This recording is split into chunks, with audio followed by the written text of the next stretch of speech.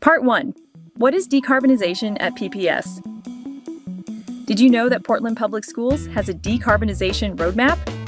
You may be wondering, what does decarbonization mean? What is a roadmap, and how does it affect PPS? In 2022, PPS passed the Climate Crisis Response Policy, or the CCRP. The CCRP directs the district to accomplish 3 primary goals: reduce environmental impacts like reduction in greenhouse gas emissions, improve the health and wellness of our school communities, empower students as leaders in the necessary transition by teaching climate change, sustainability, and climate justice. With those goals in mind, decarbonizing our school district is one major way to reduce our impact on the environment. Most PPS buildings currently use natural gas for heating, but burning natural gas releases carbon dioxide into the atmosphere, which gets trapped, causing the greenhouse gas effect. This effect then causes climate change, resulting in stronger storms and hotter cities. Carbon comes from lots of sources in PPS, but we are focusing on our buildings as a key starting point. When looking at the total emissions from PPS operations, approximately 90% come from buildings. Eliminating these emissions is the single biggest carbon reduction impact the district can make in the community.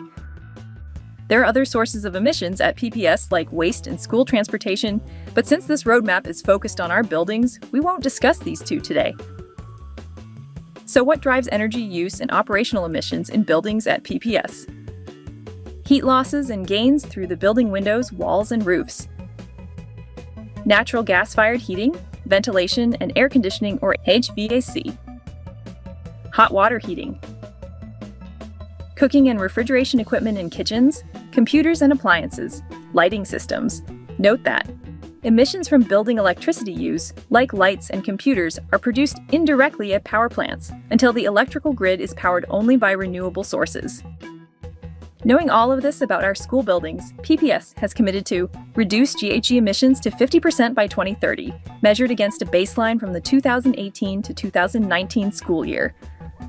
Reach net zero GHG emissions by 2040. Phase out all fossil fuel infrastructure and equipment in new construction and existing buildings by 2050. How are we going to do it? By using our decarbonization roadmap. The details of this strategy can be found in Part 2 of this series. Part 2 dives into what the roadmap is, how it works, and how school construction will be planned over time. Part 3 of this series talks about what decarbonization means for your school community. You can find out more about the roadmap by going to pps.net/energy.